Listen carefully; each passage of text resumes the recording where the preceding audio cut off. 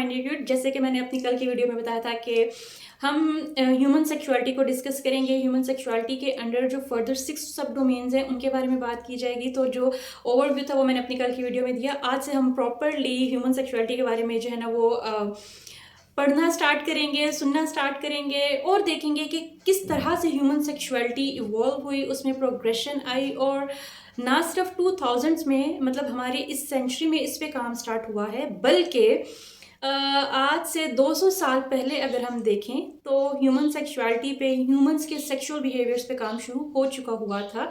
हमने उस चीज़ को अंडरस्टैंड करने में, चूंकि ये बहुत ज़्यादा सेंसिटिव टॉपिक है तो उसको अंडरस्टैंड करने में हमें थोड़ा सा वक्त लग जाता है।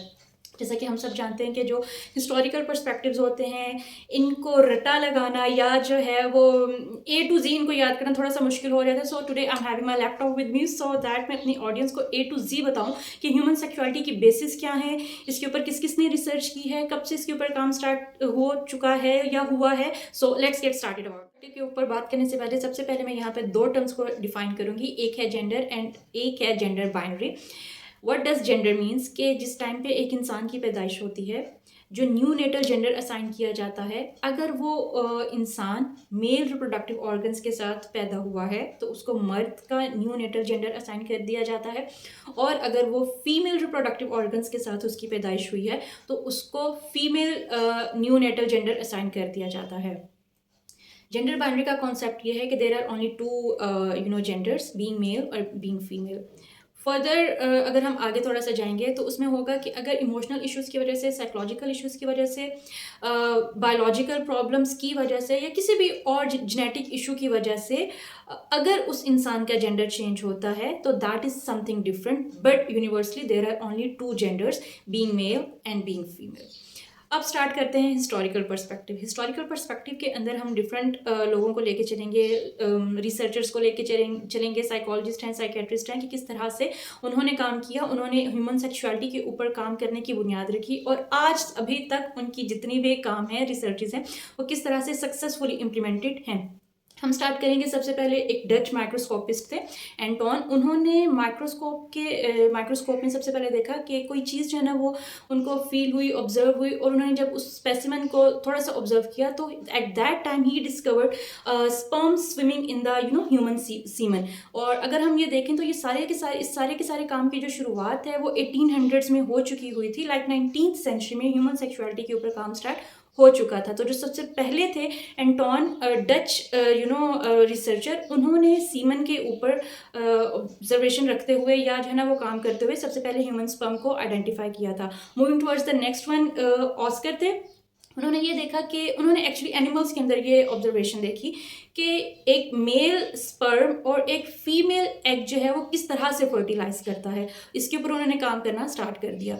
Moving towards the next one, Sigmund Freud. Sigmund Freud is actually one of my favourites. One of नहीं कहेंगे बट या definitely he is the Pioneer of every kind of pathological things which you will find in human sexuality। और जितना भी आपको childhood issues में जो stages नजर आएंगे या जितनी भी पैथोलॉजिकल चीज़ें नजर आएंगी। अब सिगमंड फ्रॉइड का जो काम है वो साइको एनालिसिस है। सिगमंड फ्रॉइड का काम बच्चे की पैदाइश के साथ ही शुरू हो जाता है। तो जो इनका काम है वो हद से ज़्यादा इम्पॉर्टेंट है। साइको एनालिसिस किस तरीके से है, सेक्सुअल बिहेवियर्स किस तरह से डेवलप होते हैं और किस किस तरह से पैथोलॉजिकली हर स्टेज पे सिक्योर होने की वजह से, इनसिक्योर होने की वजह से कौन कौन से प्रॉब्लम्स अराइज होते हैं, ये सारे का सारा काम जो है या जितने भी डिफेंस मैकेनिज्म हम अपने आज के टाइम पे बीइंग एन एडल्ट यूज़ कर रहे होते हैं, वो सारे का सारा जो काम है वो सिगमंड फ्रॉइड का है। इसके बारे में हम तब बात करेंगे जब हम साइको एनालिसिस पे काम करेंगे। अभी जो हमारी नेक्स्ट रिसर्चर हैं वो है हेवलॉक। अच्छा, हेवलॉक का काम बड़ा इंटरेस्टिंग था। उन्होंने रिसर्च करना शुरू की ह्यूमंस के म्यूचुअल बिहेवियर्स के ऊपर। अब म्यूचुअल बिहेवियर्स क्या थे कि मेल्स का डिफरेंट सेक्सुअल बिहेवियर है, फीमेल्स का डिफरेंट सेक्सुअल बिहेवियर है। अब इन दोनों की मेटिंग के दौरान जो सेक्सुअल बिहेवियर्स और सेक्सुअल आइडियाज़ डेवलप हुए या मैकेनिक्स डेवलप हुई, उसके ऊपर हेवलॉक का बहुत इंपॉर्टेंट काम है। और अगर हम देखें या हम जितनी भी आजकल की हमारी रिसर्चेज हैं या उसके बाद रिसर्च स्टार्ट हुई, तो जो हेवलॉक थे उनको पायनियर कंसिडर किया जाता है ह्यूमन सेक्सुअलिटी की रिसर्च के अंदर, या इनको कहा जाता है कि he is the four runner of modern human research. Moving towards the next one, Richard. Richard का जो काम है, इनका काम बहुत ज़्यादा इंटरेस्टिंग है, चूँकि ये पैथोलॉजिकल सेक्सुअलिटी के ऊपर काम कर रहे हैं। तो पैथोलॉजिकल सेक्सुअलिटी अगर हम देखें, जिसके अंदर जो पॉपअप चीज़ें कर रही होती हैं, ये बहुत ज़्यादा हाईलाइटेड है, वो हमारे पास आ जाते हैं पैराफिलियास। अब पैराफिलियास के ऊपर काम ना 2000 में शुरू हुआ, ना 2001, 2, 3, 4, 5, 6 एंड अप टिल नाउ, बल्कि पैराफिलियास के ऊपर काम स्टार्ट हुआ था लेट इन 1890s। 1900s में भी इसके ऊपर बहुत ज़्यादा काम हुआ है और 2000 में भी इसके ऊपर बहुत ज़्यादा काम शुरू हुआ है। कुछ लोगों को मिसकंसेप्शन था कि जो पैराफिलिक डिसऑर्डर्स हैं वो बड़े न्यूली इन्वेंटेड या न्यूली डिस्कवर्ड जो वो डिसऑर्डर्स हैं, बट ऐसा नहीं है। लेट इन 1890s इन प्रॉब्लम्स के ऊपर काम स्टार्ट हो चुका हुआ था और हैवलॉक ही वो फर्स्ट पर्सन थे जिन्होंने होमोसेक्सुअलिटी और हेट्रोसेक्सुअलिटी की टर्म्स को इंट्रोड्यूस करवाया। सैडिज्म, मेसोकिज्म, ये जो बीडीएसएम का कॉन्सेप्ट है हमारे पास, इन सारे के सारे जो प्रॉब्लमेटिक बिहेवियर्स थे, इन सब के ऊपर लाइक अगर हम इसको अम्ब्रेला टर्म यूज़ करते हैं तो पैथोलॉजिकल जो सेक्सुअलिटी है उसके ऊपर रिचर्ड का बहुत ज़्यादा काम है। Last but not the least, I will be discussing about the Magnus. अब मैग्नस वो थे जिन्होंने फर्दर इन चीज़ों को लेके चला और हद से ज़्यादा जो ह्यूमन सेक्सुअलिटी के ऊपर आपको रिसर्चेस मिलेंगी वो मैग्नस का काम ही आपको नज़र आएगा। इन्होंने एक्चुअली जो काम किया वो ये था कि इन्होंने कपल काउंसलिंग के ऊपर बहुत ज़्यादा काम किया, इन्होंने मैरिज इंस्टीट्यूशंस डेवलप किए, इन्होंने साथ साथ ये चीज़ें की कि मैरिटल लाइफ के इश्यूज़ को किस तरीके से रिजॉल्व किया जा सकता है। फर्स्ट जो रिसर्च लैब थी सेक्स के ऊपर, लाइक अगर आप सेक्सुअलिटी के ऊपर काम करना चाह रहे हैं, प्रॉब्लमेटिक एरियाज़ के ऊपर काम करना चाहते हैं, या आप अपनी सेक्सुअल लाइफ को किस तरह से बेहतर कर सकते हैं, तो ये सारे का सारा जो काम है वो मैग्नस का था।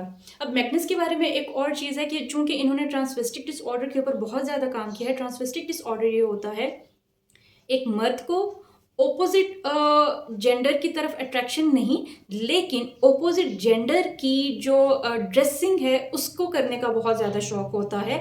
उसके अंदर अर्जेस होती हैं, क्रेविंग्स होती हैं, और साथ साथ जो है ना उसके मतलब डेफिनेटली ये एक प्रॉब्लमेटिक एरिया है। लेकिन अगर ये दूसरों को हार्मफुल जो है ना वो तरीके से कोई भी चीज़ नहीं कर रहा और एक पर्सन के लिए डिस्ट्रेस्ड है, तो यार डेफिनेटली इसके ऊपर फिर भी काम करने की ज़रूरत होती है। तो ये था आज का हमारा टॉपिक के हमने ये देखा कि सबसे पहले जेंडर क्या है, जेंडर बाइनरी क्या है और हिस्टोरिकल पर्सपेक्टिव क्या है। So let's wind up the video with a closing note के human sexuality, human sexual behaviours के ऊपर काम जो है वो आज से कई सौ साल पुराना है एंड सिर्फ और सिर्फ उसके बारे में नो हाउ नहीं है, जो कि आपको मेरे चैनल से या आपको मेरी वीडियो से बहुत ज़्यादा अच्छे तरीके से और बहुत ज़्यादा इफेक्टिव कम्युनिकेशन के थ्रू जो है वो हासिल होगी। So don't forget to watch the videos, and till the next video, take care of your beautiful chaotic minds. I'll see you next in a week.